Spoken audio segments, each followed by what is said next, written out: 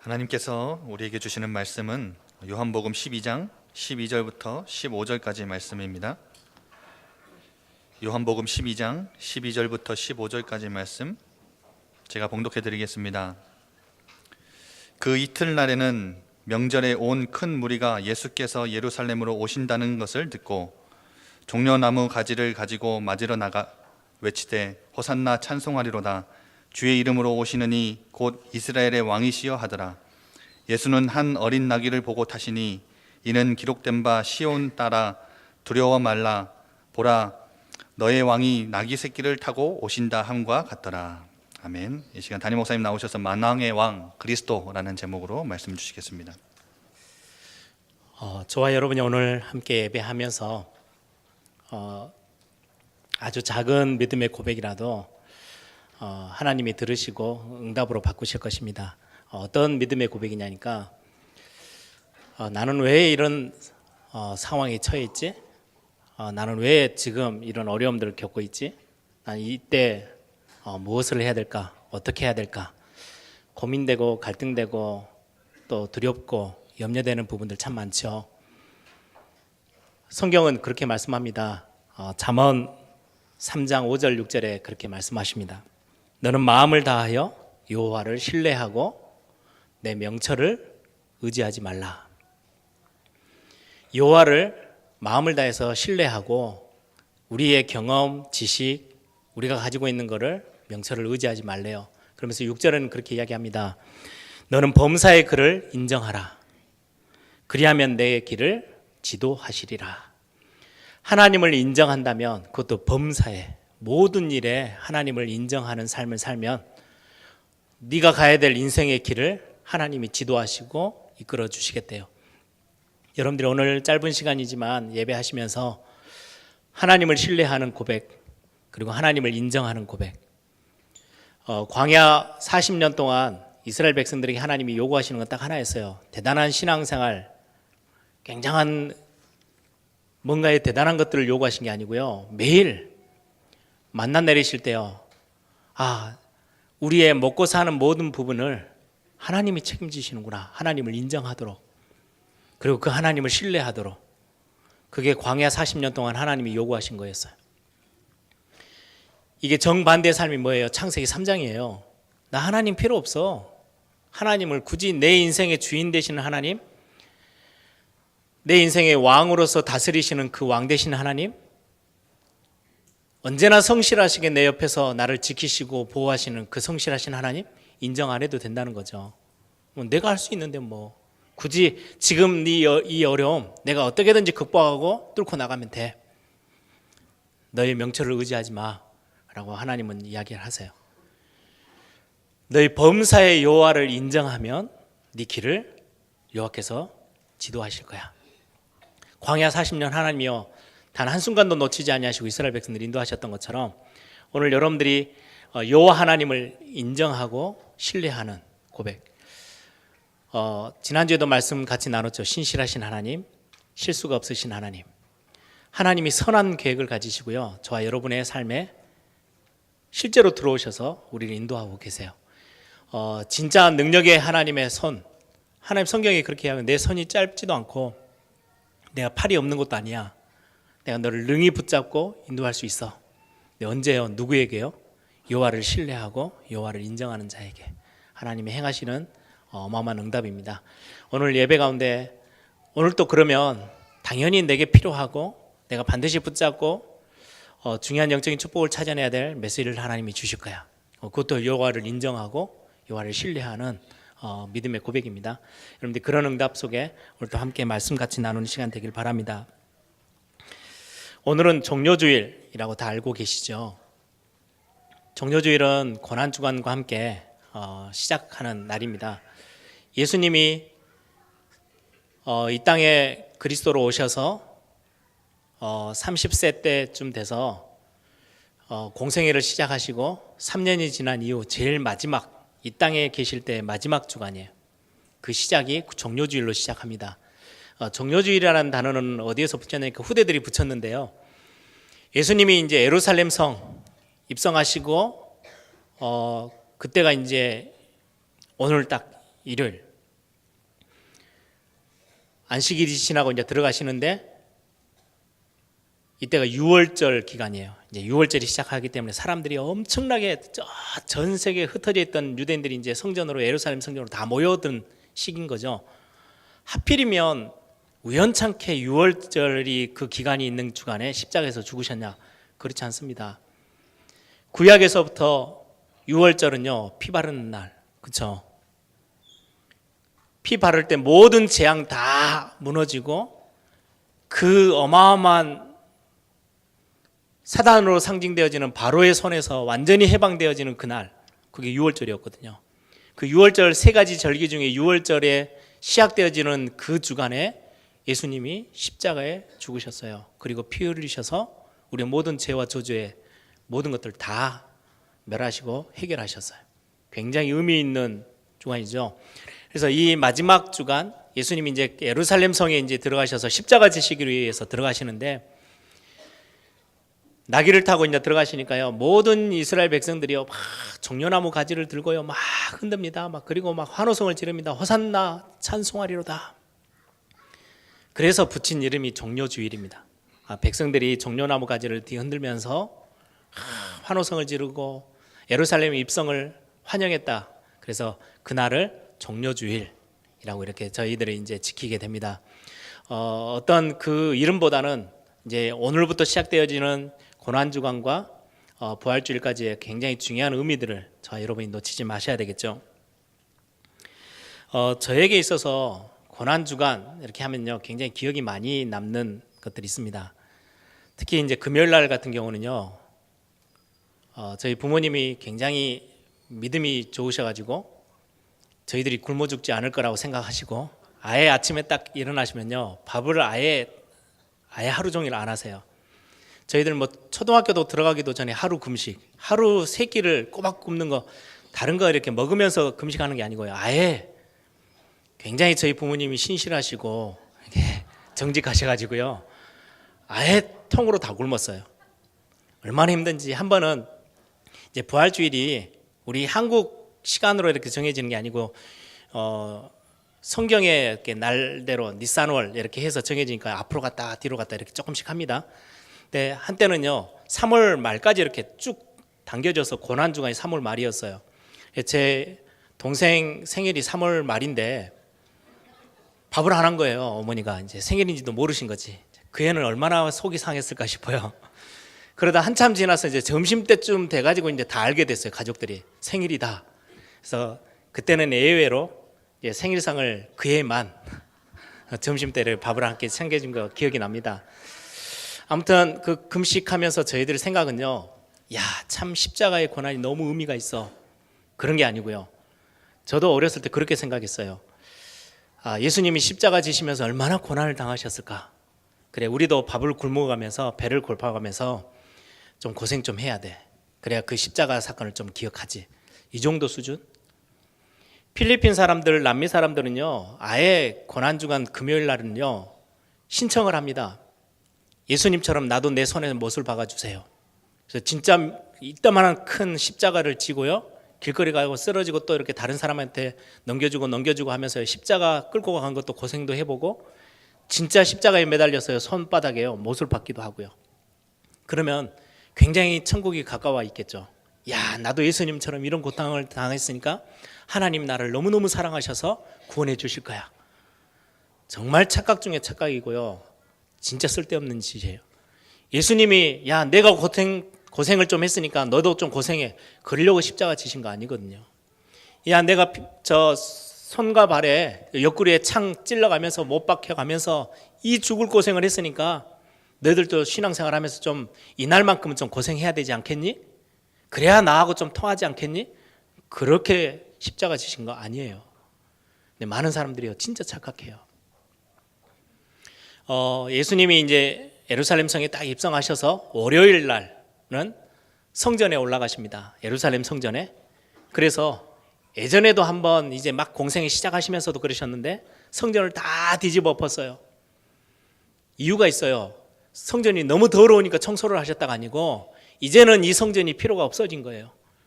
성전에서 희생 제사를 드리고 피 제사를 드리며 양을 드리고 소를 드리면서 피 흘림으로 인해서 죄를 해결하고 그 자리에서 하나님을 떠났던 인생이 하나님을 만나주는 그게 성전의 기능이거든요. 내가 거기서 너희들이 예배할 때, 번제 드릴 때, 속죄제, 속건제를 드릴 때 내가 거기서 너를 만나줄 거야. 하나님이 약속하셨어요, 구약에. 그래서 성전을 지어놓고 거기서 예배했거든요, 희생제사를.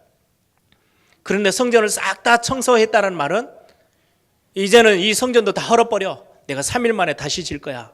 그러면서 성경은 뭐라고 말씀하냐? 이 성전이 곧 예수 그리스도로 완성됐다라고 이야기를 해요. 이제는 이 성전 예배가 필요가 없어졌어요. 그 피제사 예배가. 왜요? 이제 2주간에 예수님이 십자가 지시고요, 희생제물로, 대속물로, 화목제물로 드려지는 그 순간 이제는 성전에서 희생제물을 더 이상 양을 잡을 필요가 없어졌어요. 그리스도께서 싹 다 해결하셨기 때문에. 지금 그거를 의미하는 성전에 올라가셔서요, 막 돈 받고 하는 사람들 다 청소했어요. 다 내쫓아 버렸어요. 그 사건이 월요일 날 있어요. 고난주간 첫째 날에. 그리고는 화요일 날에는요, 언덕에 올라가셔서 예루살렘 성을 보시면서 우셨어요. 눈물을 흘리셨어요. 왜요? 한 40년 50년 뒤에면 이 예루살렘 성이 완전 로마 군인들에게 짓밟혀서요, 다 망해버릴 거예요. 그때 소문이, 이상한 소문이 나가지고요, 예루살렘 그 성전은요 굉장히 번쩍번쩍하게 금으로 지었기 때문에 그 벽돌처럼 돌을 쌓고 이렇게 싸서 기둥도 만들고 다 하잖아요. 저 돌하고 돌 사이에 금으로 다 붙여놨어. 소문이 나가지고요, 로마 군인들이 들어가서요, 돌 위에 돌 하나도 남지 않게 다 해매버렸어요. 성경이 그렇게 예언했잖아요. 성전 돌 위에 돌 하나도 남지 않고 다 무너질 거라고. 진짜로 성전 다 없애버렸어요. 그러면서 나중에 후대들이 어마어마한 저주와 재앙 속에 있을 것들을 생각하시면서 우셨어요. 예루살렘 성을 보시고 이 시대를 보시면서 우신 거죠. 그리고는 수요일 날은 그렇게 큰 일이 없는데 딱 한 사람이 등장합니다. 가룟 유다. 열심히 예수님을 팔기 위해서요, 막 배신하려고요, 여기저기 쫓아다니는 사건이 기록돼 있어요. 그리고는 목요일, 여러분들이 잘 알다시피 마지막 밤이잖아요. 성만찬을 행했던 밤. 그때 예수님이 제자들의 발을 씻겨줘요. 이스라엘 백성들은 종려나무 가지를 흔들면서 야, 드디어 이 나라를 회복할 왕이 오셨다라고 막 소리치고 막 환호성을 울렸는데 예수님을 정작 무슨 모습을 보이시냐니까 세종로, 발을 씻겨주는 노예처럼 종이, 이스라엘 나라는 우리처럼 지금처럼 깨끗한 신발을 신고 이렇게 먼지를 다 커버해 주는 게 아니고요, 샌들 같은 걸 신고 다녀요. 그러다 보니까 뭐 양말을 신고 다니는 것도 아니고 발이 먼지 투성이에요. 그리고 이제 주인이 집에 딱 들어오면 제일 먼저, 그것도 제일 천한 종이 발을 씻겨요, 물로. 그 일을 예수님이, 아니 바로 며칠 전에 왕으로 막 추대되면서 사람들이 막 호산나 찬송하리로 하면서 막 왕으로 인정해드리면서 예루살렘 성에 입성했던 그 예수님이 제자들의 발을 물로 씻겨요. 굉장한 의미가 있는 예수님의 삶이었죠. 나는 너희들을 섬기기 위해서 온 거야, 왕이 되러 온 거야 아니야 라고 지금 이야기하시는 거예요. 그리고는 저녁 늦게 성만찬이 끝나고 나서는 겟세마네 동산에 올라가셔서요, 땀방울이 핏방울이 될 만큼 기도하셨어요. 왜? 마지막 이 땅에 오신 예수님의 사역들을 두고. 그리고 나서 금요일 날, 그날 밤에 잡혀가셔서 금요일 날 아침부터 채찍 맞으시고 그렇게 많이 신문을 당하시고 나서 이제 십자가 지시고 못 박혔어서 한 6시간 정도 된다 그러죠. 십자가 위에 매달렸다가 마지막 한마디 딱 남기십니다. 내가 다 이루었다. 그리고는 육신의 생명은 끊어져요. 그리고는 이스라엘 백성들이 로마 군대량이 6월절 기간이잖아요. 그래서 명절이 와 있기 때문에 명절 때 뭐 시신을 옮기고 막 이렇게 못 하니까 빨리 오늘 밤에 다 끝내야 돼. 그래서 금요일 밤에요, 급하게 창으로 일부러 막 죽었는지 살았는지 확인하려고요, 옆구리를 찔러서 물, 피 다 쏟게 만들어서 확실히 죽었다고 확인 빨리 시켜서요, 급하게 매장지를 차려서 매장을 합니다. 그게 금요일 저녁이에요. 그리고 토요일 안식일을 지키고 일요일 아침 새벽 미명에 예수님이 부활하시죠. 살아계신 우리는 죽어있는 뭐 다른 어떤 종교들처럼 죽은 성인을 섬기는 게 아니고요. 살아계신 주, 지금도 우리와 함께 계시는 살아계신 부활하신 주님을 섬긴다는 의미로 초대교회에서는 부활의 그 첫날 일요일 아침, 그래서 지금도 우리는 일요일 날 아침에 모여서 예배합니다. 안식일에 예배하는 게 아니고 안식일을 이루시고 구약 성경을 완전히 이루시고 성취하시고 새롭게 부활하셔서 새 생명으로 우리에게 다가와 계시는 그리스도. 그래서 우리가 일요일 아침을 예배 시간 요청해서 예배합니다. 그렇게 해서 한 주간이 지나가요. 그게 이제 고난 주간이에요. 오늘 제가 여러분들하고 좀 나누려고 하는 거는 제목이 만왕의 왕 그리스도. 근데 이스라엘 백성들 좀 착각을 했죠. 자기 나라의 왕, 야 드디어 이제 대단한 왕이 드러나서, 얼마나 대단한 왕입니까? 보리떡 5개, 물고기 2마리, 그래서 오병이어. 그리고 우리는 오병이어 기적이라 그러죠. 5,000명을 먹였어요. 여러분 이제 먹고 살 일이 걱정이 없어졌어요. 저 같은 분이, 저 예수님이 우리나라의 왕이 된다면 먹고 사는 문제 다 끝나. 그리고요, 어마어마한 죽은 자도 살리시고요, 눈먼 자도 눈뜨게 만들고요, 저는 자도요 고치시고요. 이게 대단해요. 야, 저분이 왕이 되면은 이제 끝장났어. 저 로마 이제는 끝내버릴 수 있어. 야, 저분이 이제 드디어 왕이 되시기 위해서, 왕 자리에 올라가기 위해서 예루살렘 성으로 오시는구나. 그래서 종려나무 가지 들고 흔든 거거든요. 왕으로 오셨구나. 구약에 예언돼 있어요. 왕으로 오실 거라고. 그래서 야, 드디어 우리나라를 살릴 메시아 왕이 오셨구나. 뭐 그렇게 흥분했던 거죠. 이게 종려나무 가지를 흔든 게요, 그냥 단순하게 갑자기 아이디어가 생겨서 야 한번 흔들자 이게 아니고요. 예전부터 그런 역사적인 어떤 뭔가의 일이 있었어요. 예수님 전 주전 한 175년 옆에 있던 나라에서요, 안티오코스 4세라는 왕이 굉장히 악독한 왕이에요. 굉장히 질이 나쁘고요, 굉장히 수준은요 거의 초등학교 수준. 일을 행하는 것 보면 엄청 지저분하고, 이런 왕이 이런저런 주변의 상황들 가지고요 예루살렘 성을 쳐들어와 가지고요 완전 점령했어요.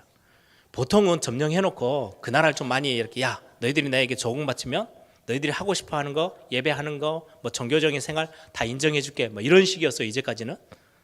근데 이 왕은 그렇지 않았어요.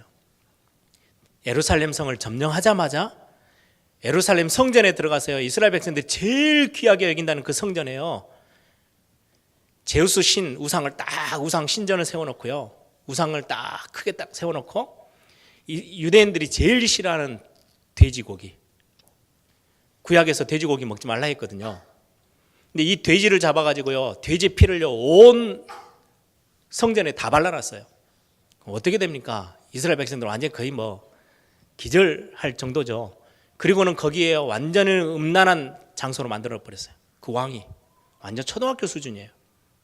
그런 식으로 해코지하고 막 했어요. 어떤 느낌이냐니까요, 일제시대 때 교회 안에요 떡하니 일본 사람들이요 신사를 다 세워놓고 거기 앞에 절하게 했어요. 예배해야 될 장소에. 그것보다 훨씬 더 심해. 그 사람들은요, 유대인들은요 완전 성전 중심의 삶인데 성전을 돼지피를 다 발라놓고 거기에서 모든 음란한 일을 다 행하게 만들고, 제우스 신 딱 우상단지 세워놓고 완전히 그런 식으로요 예루살렘 성을 완전히 망가뜨렸어요. 이때 이걸 참지 못해서요 몇몇 사람들이요 반란군을 만듭니다. 도저히 참을 수가 없어. 그래가지고는 싸워서 그 군대하고 이겨요.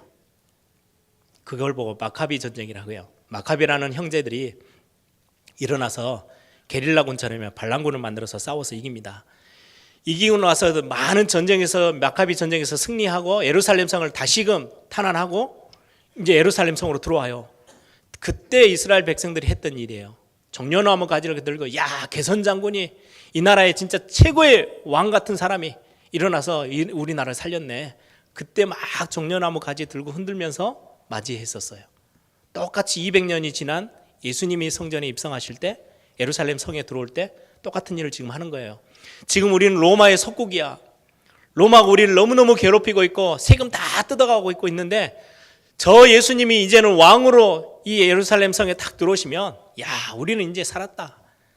호산나라는 원래 의미는요, 구하오니 이제 우리를 구원하소서, 그런 의미예요. 이제 우리를 구원해 주십시오.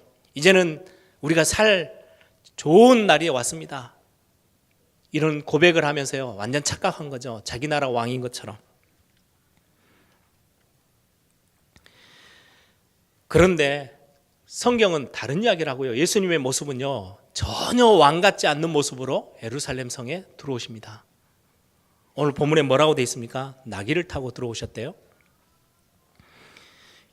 이스라엘 백성들은 지금 자기 나라의 화려한 왕, 여러분들 보통 왕이 한 성에 이렇게 딱 입성할 때는요, 엄청 화려한 말, 막 백마를 타든지요, 흑만대도요, 검정말인데 아주 윤기가 반짝반짝 흐르는 최고의 말을, 명말을 딱 타고 그 위에는 금으로 된 완장을 딱 채우고 그 위에 올라타서 들어오잖아요. 그 뒤에는요, 엄청난 군대들을 거느리고 쫙 입성해요. 화려한 입성을 하는 거죠.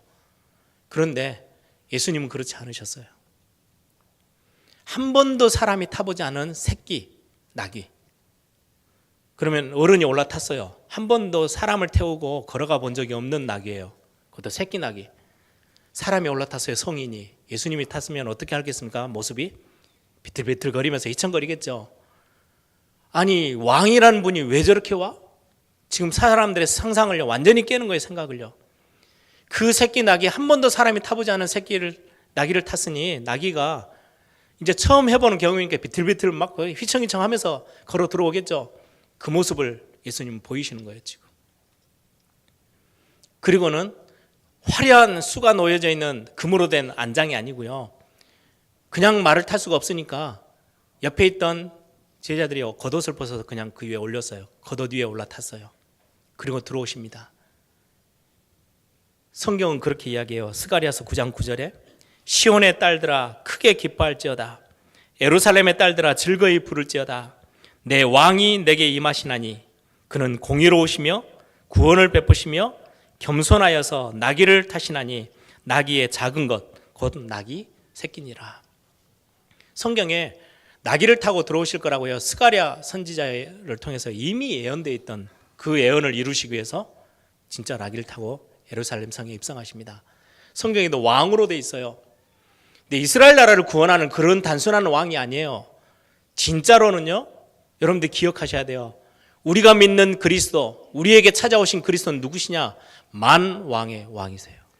그냥 단순히 유대인에게 좀 기적을 행하고, 야, 그 너희들 로마에 고생하는구나, 내가 살려줄게, 마카비처럼, 야, 내가 좀 싸움 잘하는 군대들을 쫙 만들어가 반란군을 만들어서요, 야, 싸웠더니요 승리했어요. 이 정도 수준의 왕이 아니에요. 성경의 그리스도는요 만왕의 왕이에요. 성경은 그렇게 말씀하고 있어요. 그리스도가 누구냐? 지금 예루살렘 성에 들어가실 때는 완전히 이상한 모습으로 들어가시는데, 원래 이분의 모습은 뭐냐? 만왕의 왕이 되신 분. 마태복음 28장 18절에 그렇게 이야기합니다. 하늘과 땅의 모든 권세를 내게 주셨으니, 하늘과 땅의 모든 권세를 쥐고 계신 만왕의 왕이에요. 만왕의 왕이라면요, 모든 나라의 왕들 위에 있는 왕이에요. 모든 나라 왕들을요 다 손에 거머쥐시고요 다 흔드시는 왕. 에베소서 1장 10절에 그렇게 얘기합니다. 하늘에 있는 것이나 땅에 있는 것이 다 그리스도 안에서 통일되었다. 단순히 이 나라의 왕, 이 땅에 있는 왕이 아니고요, 땅에 있는 것이나 하늘에 있는 게 다 그리스도 안에서 통일됐대요. 어마어마한 능력과 어마어마한 힘을 가지고 계시는 그리스도. 에베소서 1장 21절 22절은 성경은 이렇게 이야기합니다. 모든 통치와 권세와 능력과 주권과 이 세상뿐 아니라 오는 세상에 일컫는 모든 이름 위에 뛰어나게 하시고, 또 만물을 그의 발 아래 복종하게 하시고 그를 만물 위에 교회의 머리로 삼으셨느니라. 만물을 그 발 아래 복종시키는 어마어마한 능력의 왕, 만왕의 왕. 그리스도는 그런 분이세요. 빌립보서 2장 9절 10절은요, 이러므로 하나님이 그를 지극히 높여 모든 이름 위에 뛰어난 이름을 주사 하늘에 있는 자들과 땅에 있는 자들과 땅 아래에 있는 자들, 땅 아래는 이미 죽어서 과거에 수천 년 동안 죽어 있었던 그 사람들 위에 땅에 있는 자들로 모든 무릎을 예수의 이름에 꿇게 하시고, 예수 그리스도는 누구시냐? 만왕의 왕이세요. 모든 이름이 그 이름 앞에요. 무릎 꿇어야 돼요. 그냥 지금 살고 있는 70억의 인구가 아니에요. 하늘에 있는 자, 천군 천사들을 말해요. 땅에 있는 자, 우리 인간들, 이미 죽어서 오래전부터 무덤 속에 있는, 땅에 묻힌 땅 아래에 있는 자들이 모든 이름이 그리스도 이름 앞에, 인간이든 천사든 사단이든 상관없어요. 그리스도 이름 앞에 다 무릎 꿇어야 돼요. 그런 만왕의 왕. 빌립보서 3장 21절은요. 그는 만물을 자기에게 복종하게 하실 수 있는 자. 만물을 자기 이름 앞에 복종시킬 수 있는 자. 골로새서 1장 13절 18절은 그렇게 말씀합니다. 그가 우리를 흑암의 권세에서 건져내사 그의 사랑의 아들의 나라로 옮기셨으니 그 아들 안에서 우리가 속량 곧 죄의 사함을 얻었도다. 그러면서 하신 말씀이에요. 그는 보이지 아니하시는 하나님의 형상이시며 모든 피조물보다 먼저 나시니다. 모든 피조물보다 먼저 계셨대요. 만물이 그에게서 창조되되 이 모든 만물 이거를 창조하신 분이래요. 하늘과 땅에서 보이는 것과 보이지 않는 것들과 혹은 왕권들이나 주권자들이나 통치자들이나 권세들이나 만물이 다 그로 말미암고 그를 위하여 창조되었고 그로 말미암아 생겨졌고 그를 위하여 창조되었대요. 그분이 예수 그리스도세요. 또한 그가 만물보다 먼저 계시고 만물이 그 안에 함께 섰느니라. 그는 만물의 천하 만물의 으뜸이시라. 성경은 그렇게 말씀하세요. 우리가 믿는 그리스도가요 어마어마한 분이세요. 그분이 왜 오늘 핵심입니다. 그 비틀비틀 거리는 새끼 나귀를 타고 들어오셨을까요? 여러분 모든 만물의 근원 되시는 그분이 모든 이름을 발 아래 무릎 꿇게 만드시고요 모든 왕 위의 왕이 되시는 만왕의 왕 되신 그 예수 그리스도가 이렇게도 하찮은 인간 땅에 자기가 만든 피조물의 땅에 그것도요 와가지고요 침뱉음 당하고요 오셔가지고요 채찍질 당하고요 비난받고 손가락질 당하고요 죄인 취급받아서요 십자가에 매달려 죽으셨어요. 수많은 사람들이 왕이라고 기대했는데요 그런 왕이 아니셨어요. 비틀거리는 나귀 새끼를 타고 너무 허름한 겉옷 위에 올라타서 예루살렘 성에 들어가셔서 제자들의 발을 씻기는 세종로 종 모습을 보이시고 왜 그러셨을까? 저는 이거 묵상하면서요 너무 많은 감사를 하게 됐어요. 만왕의 왕 되신 그리스도, 성경에서는 어떻게 표현할 방법이 없었어요. 모든 천하 만물의 으뜸이 되시고 모든 만물 위에 계시고 그분을 통해서 만들어지지 않는 게 하나도 없을 그분을 위해서 창조된 모든 물건들이 이 만물이다라고 성경은 이야기하고 계시는데 하늘과 땅의 모든 걸 지고 계신 그분이 왜 이 땅에 오셨어요? 나를 위해서요. 오늘 메시지가 끝나고 나면 부를 찬송이 151장입니다. 만왕의 왕 내 주께서 왜 고초당했나? 이 벌레 같은 날 위에 그 보혈 흘렸네. 2절은요. 주 십자가 못 박힘은 속죄함 아닌가? 그 궁혈함과 큰 은혜 말할 수 없도다. 3절은 늘 울어도 그 큰 은혜 다 갚을 수 없네. 나 주님께 몸 바쳐서 주의 일 힘쓰리. 십자가 내가 처음 볼 때에 나의 마음에 큰 고통 사라져 오늘 믿고서 내 눈 밝았네. 참 내 기쁨 영원하리라. 만왕의 왕 내 주께서 내 인생의 주인 되신 그분이 왜 고초당하셨습니까? 나를 위해서, 나 한 사람 구원하기 위해서, 나 한 사람 사단에게 질질 끌려다니며 종노릇 하지 말라고, 저와 여러분 한 사람을 구원하시기 위해서요 만왕의 왕 되신 창조주 되신 하나님이 이 땅으로 내려오셔서 피조물들에게 손가락질 당하고요 침뱉임 당하고 채찍질 당하고 욕먹어가면서요 십자가 지셨어요. 그래서 성경은 그렇게 말씀합니다.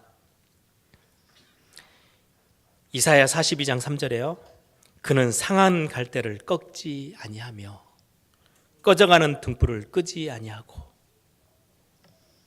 저희들의 모습이죠. 갈대가 얼마나 약한지 아시죠? 가로수 나무 이렇게 우리 길가리에 세워져 있는 나무 그런 수준은 아니고요. 갈대. 그런데 그것도 상했어요. 언제 툭 하고 그냥 끊어져서 없어져 버릴지 몰라요. 상한 갈대를. 근데 만왕의 왕 되신 그 주님이 이 상한 갈대 하나 꺾지 않으시려고, 살려주시려고 이 땅으로 내려오셨대요. 꺼져가는 등불, 여러분들 이렇게 켜놓으면요, 조그만한 3살 4살짜리 조그만한 아이들이요, 콧김만 이렇게 퉁 해도요 꺼질 것처럼요 휘죽휘죽 막 불꽃이 막 왔다 갔다 합니다. 꺼져가는 등불.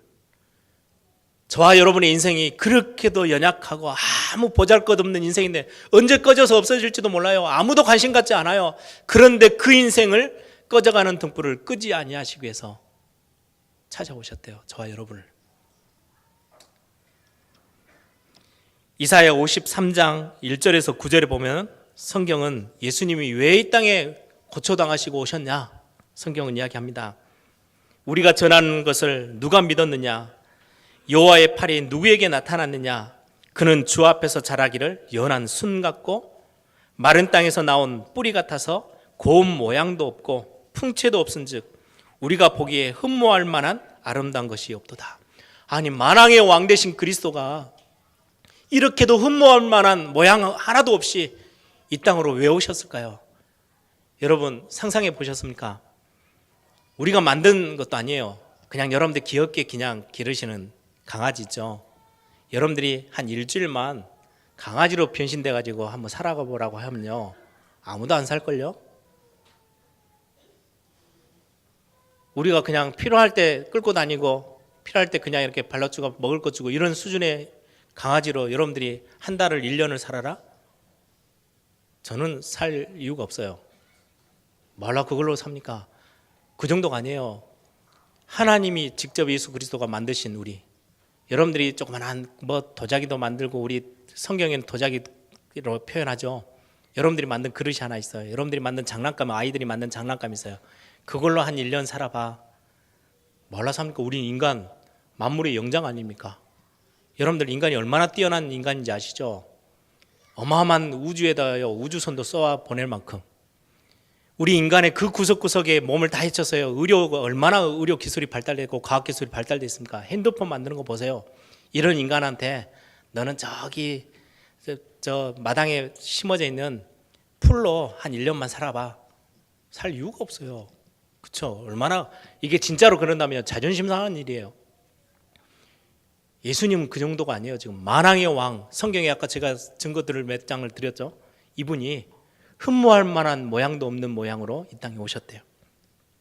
3절에 보니까요, 이사야 53장, 그는 멸시를 받아 사람들에게 버림을 받았으며 강고를 많이 겪었으며 질고를 아는 자라, 질병이 얼마나 고통스러운지를 아는 자라, 마치 사람들에게 그에게서 얼굴을 가리는 것 같이 멸시를 당하였고 우리도 그를 귀히 여기지 아니하였더라. 그는 실로 우리의 질고를 지고 우리의 질병을 지고 우리의 슬픔을 당하였거늘 우리는 생각하기를 그는 징벌을 받아 하나님께 맞으며 고난을 당한다 하였노라. 그가 찔림은, 창으로 찔림을 당하셨죠. 우리의 허물 때문이요. 그가 상함은 우리의 죄악 때문이요. 그가 징계를 받음으로 우리는 평화를 누리고 그가 채찍에 맞음으로 우리는 나음을 받았도다. 왜 그렇게 천한 모습으로 이 땅에 오셨습니까? 그냥 하늘 보좌에 계셔 모든 천사들의 찬양을 받으시면서 계셔도 되는데, 그리고 인간 만물을요 이리저리 움직이시면 될 건데 이 천한 모습으로 오셔서 왜요? 여러분들이 상한 거, 여러분들이 지금 당하고 있는 아픔들, 이거 고쳐주기 위해서, 이 문제 해결하시기 위해서 오셨대요. 그분이 대신해서 우리를 위해서 채찍에 맞음으로 우리는 나음을 받았대요. 6절에 우리는 다 양 같아서 그릇 행하여 각기 제 길로 갔거늘 여호와께서는 우리 모두의 죄악을 그에게 담당시키셨도다. 그가 곤욕을 당하여 괴로울 때에도 그의 입을 열지 아니하였으며 마치 도수장으로 끌려가는 어린 양과 털 깎는 자 앞에서 잠잠한 양같이 그의 입을 열지 아니하였도다. 여러분, 가나안 정복할 때 기억하십니까? 여호사밧 임금 기억하십니까? 히스기야 왕, 아수르 사네립 왕이 18만 5천 명 데리고 쳐들어왔을 때 기억하십니까? 한순간에 그냥 18만 5천 명의 생명을 다 앗아가 버렸어요. 그 가나안 정복에 수많은 사람들이 적들이 왔을 때요, 우박내려서 끝내버렸어요. 아니요, 죄악이 간영했던 이 땅을 두고요, 홍수 내려서요 싹 멸해버렸던 분이요, 그분이세요. 근데 그분이 입 한마디만 뻐끗하면요 끝나요 다. 근데 입을 열지 않으셨대요. 왜요? 멸시당하는데도 그냥 참으셨어요. 그가 곤욕을 당하여 괴로울 때에도 그의 입을 열지 아니했으며 잠잠한 양같이 그의 입을 열지 아니하였도다. 그는 곤욕과 신문을 당하고 끌려갔으나 그 세대 중에 누가 생각하기를 그가 살아있는 자들의 땅에서 끊어짐은 마땅히 형벌받을 내 백성의 허물 때문이라 하였으리요. 누가 이렇게 우리의 허물, 우리의 죄, 우리의 저주, 사단의 권세에서 우리를 끄집어내시기 위해서 이 고통을 당하셨고, 이렇게도 비참한 정말로 많은 수치함을 당하면서까지 그렇게 엎드리셨는지 누가 알았겠냐? 지금 그 이야기를 하는 거죠. 9절에 그는 강포를 행하지 아니하였고 능력을 쓰지 않으셨대요. 그의 입에 거짓이 없었으나 그의 무덤이 악인들과 함께 있었으며, 여러분들 창조주 하나님이 거룩하신 하나님, 거룩하다는 말은 구별됐다는 말이거든요. 도저히 우리 인간하고 같이 있을 수 없어요. 죄악된 죄인과는 함께 있을 수 없어요. 그런데 같이 죄인들과 십자가를 같이 지셨어요. 오른쪽 왼쪽에 강도들과 함께, 악인들과 함께 있었으며 그가 죽은 후에 부자와 함께 있었도다.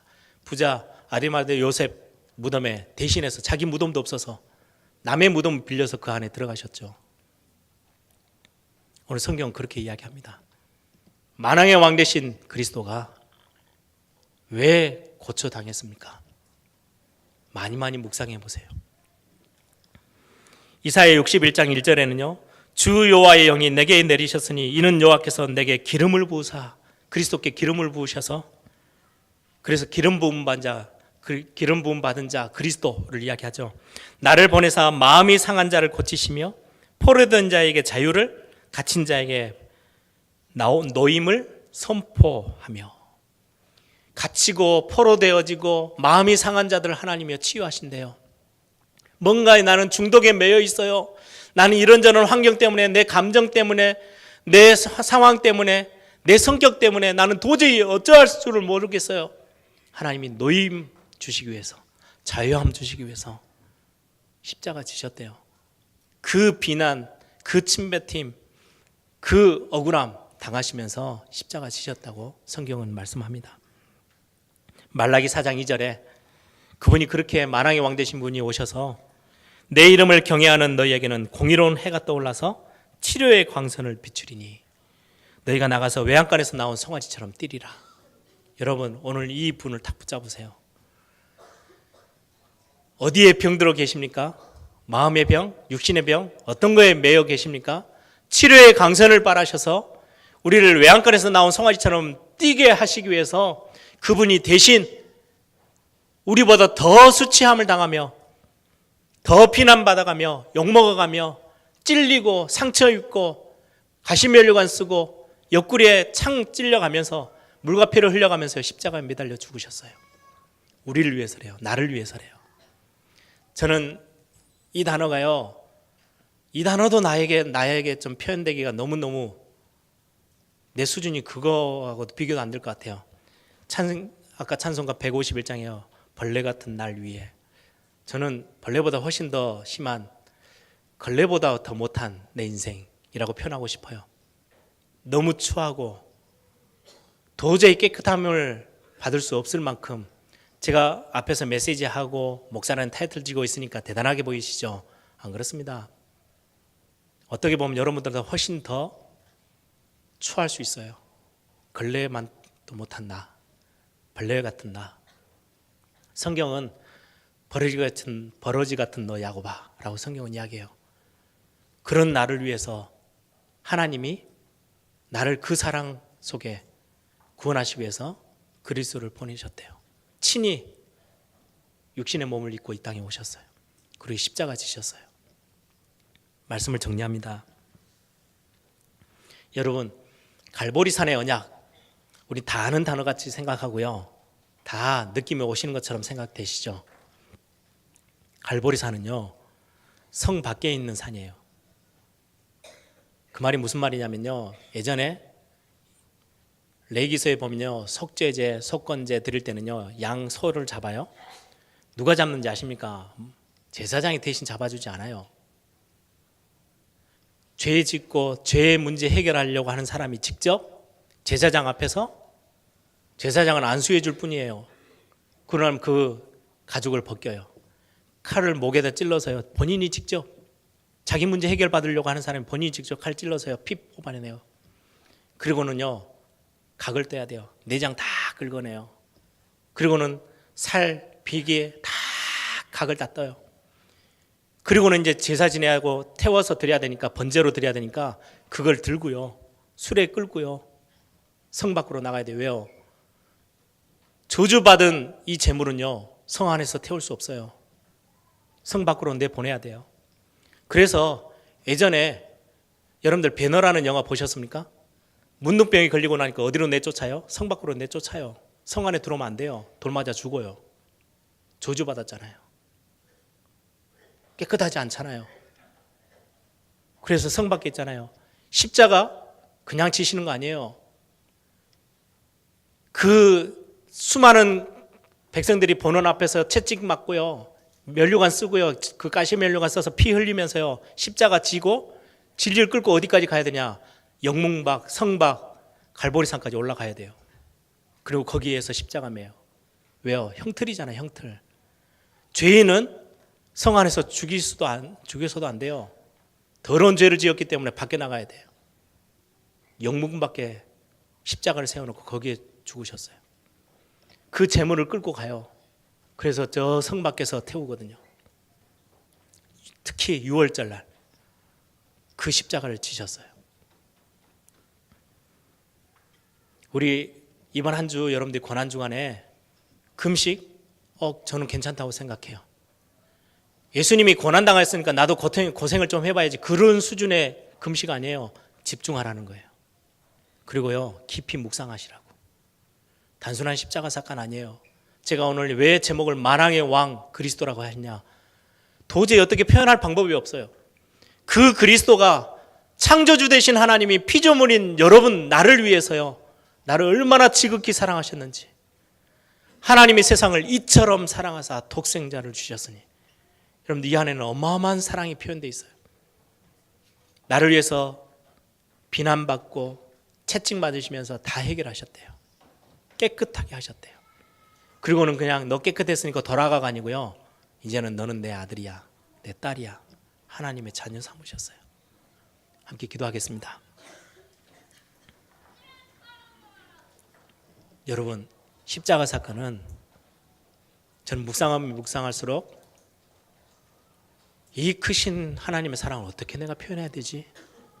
어쩌다가 나는 이 크신 하나님의 사랑을 맛보게 됐지? 하나님 왜 나를 사랑하셨을까? 질문해도 답이 없을 만큼 하나님의 사랑이 커요. 걸레보다 더 더러운 내 인생, 벌레보다 못한 너무 연약한 내 인생, 아무 가치 없는 내 인생이 여기에 만왕의 왕 되신 그리스도가 찾아오셔서, 아니야, 내가 너를 사랑해, 네 문제 내가 다 끝낼 거야, 너가 맞아야 될 채찍, 너가 고통당해야 될 질병, 저주, 허물, 모든 재앙 내가 다 짊어지고 끝낼 거야. 너는 내 안에, 그리스도 안에 들어와서 하나님이 주신 세계복음화의 응답 누리면서 힘있게 나아가. 그 사랑으로 우리를 품으셨어요. 그게 십자가 사건이고 그게 갈보리 산의 언약입니다. 하나님, 내가 오늘 또 이번 한 주 내 인생 가운데 십자가의 그 크신 사랑, 십자가의 사랑을 놓치지 않고 잊어버리지 않고 깊이 내 가슴에 담고 이 하나님의 사랑으로 신앙생활하며 어려울 때 다시금 일어서고 힘들 때 다시금 하나님 앞에 응답 누려서 세계복음화까지 가도록 하나님 나에게 은혜 허락하여 주옵소서. 우리 한번 다 같이 한번 기도하겠습니다.